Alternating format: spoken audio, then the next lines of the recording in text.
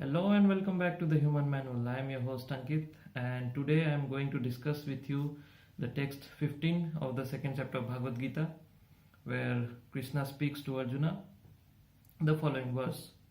And before we start, yes, we shall pray. Om Agyantimirandhasya Gyananjana Salakaya Chaksusurunmilitam Yena Tasmai Sri Gurave Namaha. So, the text 15 of the second chapter. Yam hi na vyathiyante purusam purusarsabha samadukham sukham dhiram somrit tattvaya kalpate. So Krishna speaks to Arjuna, O best among men, purusam purusarsabha, the person who is not disturbed by happiness and distress and is steady in both the conditions is fit for liberation. So Krishna speaks to Arjuna that one who is steady in whatever conditions of life he is in, whether it be happiness or distress, then that person is fit for liberation. He calls to Arjuna, a point should also be noted that he calls Arjuna as the best among men, Purusam Purusar Sabha.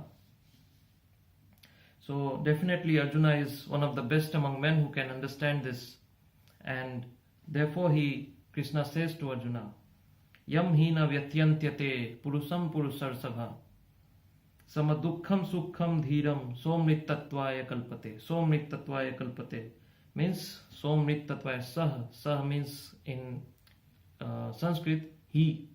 Amrittatvaya means liberation. Kalpate means is considered eligible.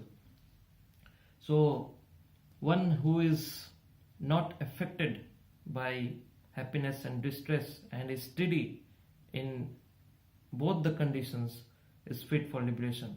Now we will read the purport of this particular text, and if you have not subscribed to my channel, then please subscribe to it.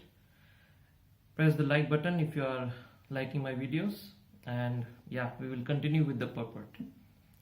Anyone who is steady in his determination for the advanced stage of spiritual realization and can actually tolerate the onslaughts of distress and happiness is certainly a person eligible for liberation.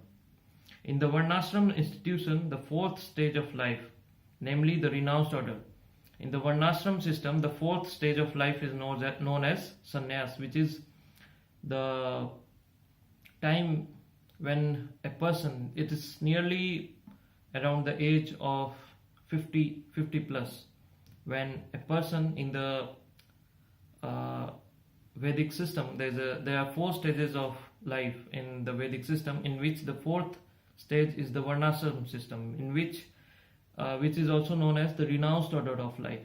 People take renunciation from every material attachments, namely their family, their wife, their sons and daughters, so that they can fully dedicate their life towards God or devotional service. And therefore, in the Varnashram institution, the fourth stage of life, namely the renounced order, which is also known as sannyas, is a painstaking situation, because you are taking renunciation from one of the most attaching, the persons generally have highest form of attachment with their loved ones, their wife, their family, their sons and daughters. So this is one of the most painstaking situation, and therefore it is said that in the Varnashram system, the sannyas or the renounced order of life is the most painstaking situation.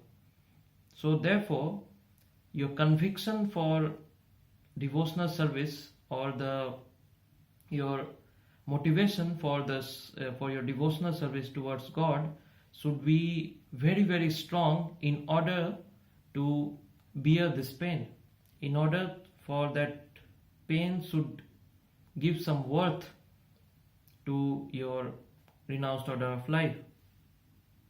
But one who is serious about making his life perfect surely adopts the sannyas order of life in spite of all difficulties. So you see, one who is very serious and very dedicated, and his motivation for the spiritual service or the devotional service for God is certainly very very high, then it doesn't become so much difficult to take this situation, to adapt to this renounced order of life. The difficulties usually arise from having to serve, to sever family relationships, to give up the connections of wife and children. But if anyone is able to tolerate such difficulties, surely his path to spiritual realization is complete. Similarly, in Arjuna's discharge of duties as a Kshatriya, he is advised to persevere even if it is difficult to fight with his family members or similarly beloved persons. So in the case of Arjuna also, this is also very difficult because he has to fight against his own family members, Dronacharya and Bhisma Pitama, even the Kauravas, they were also his brothers. And even though they had a very they were appearing as an enemy, but the heart of a pure devotee is very compassionate. So even though they were very jealous and they were very wicked-minded, the Kauravas were very wicked-minded, but because Arjuna is full of compassion, so he was feeling very compassionate towards them, and therefore it was becoming very difficult to fight against them. But if one who is very convicted, one who has full of conviction for his religious principles, then or his duty, then he doesn't find it difficult to execute that, which was also in the case of Arjuna. So Arjuna's discharge of duties as a Kshatriya, he is advised to persevere, even if it is difficult to fight with his family members or similarly beloved persons.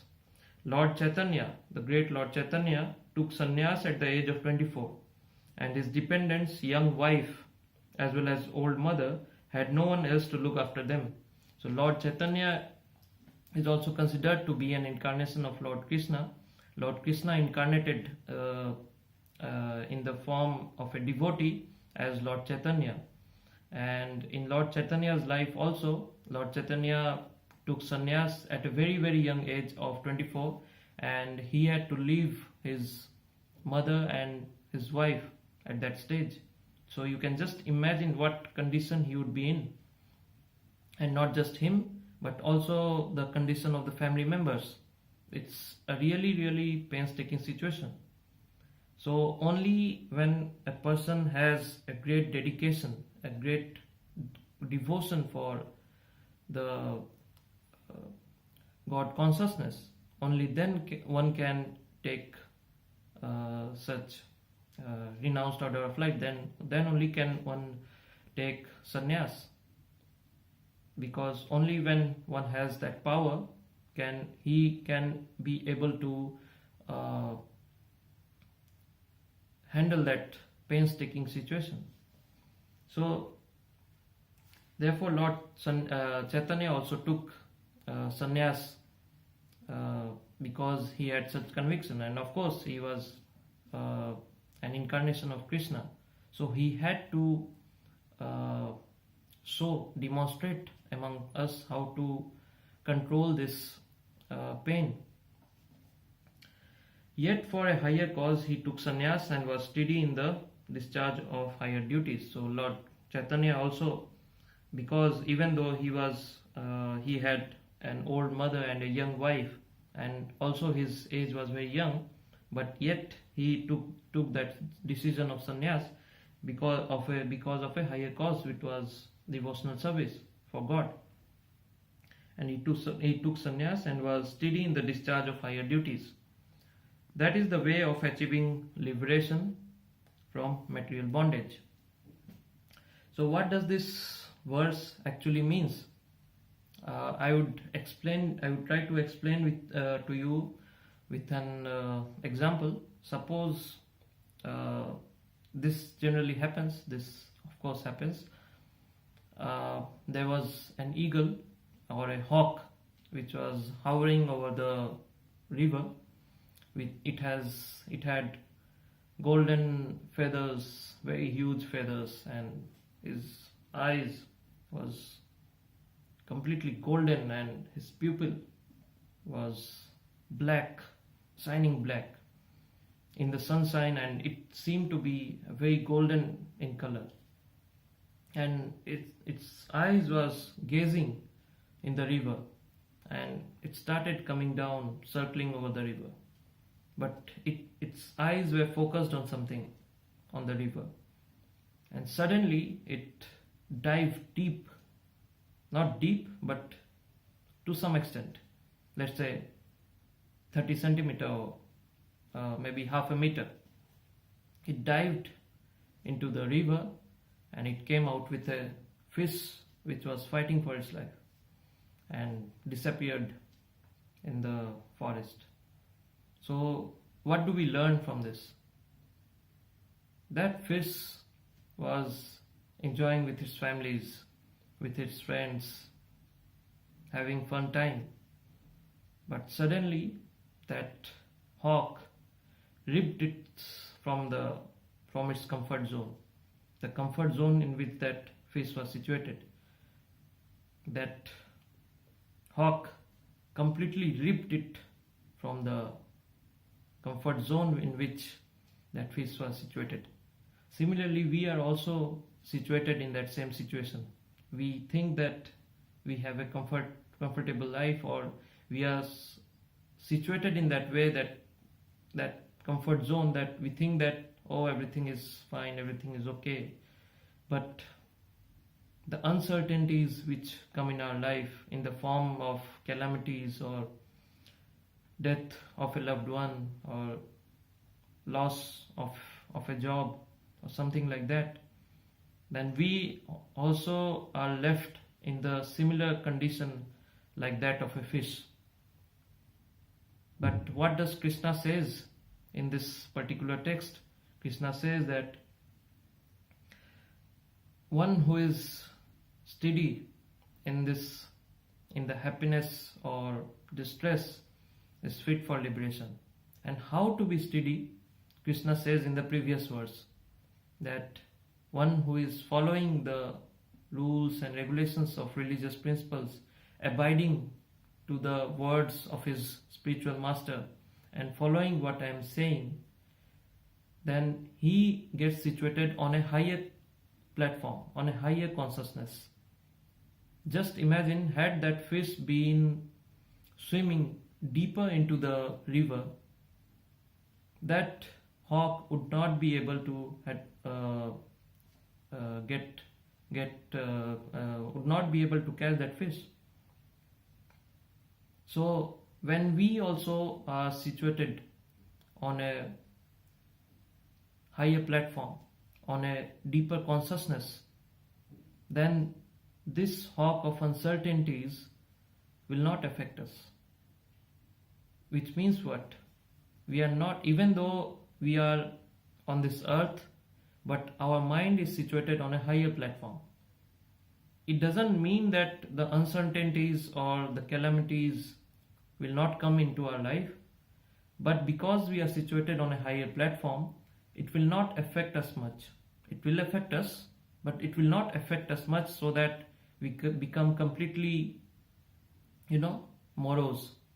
We will not reach that situation. And therefore we will be fit for liberation. Liberation means what?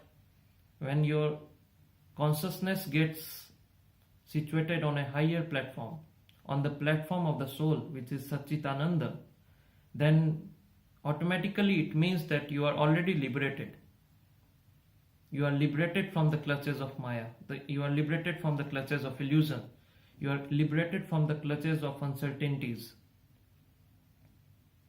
And this is what Krishna means in this particular verse. I hope I was able to clearly make you understand what Krishna meant in this verse, and we will see us soon with the text 16 of the second chapter of Bhagavad Gita.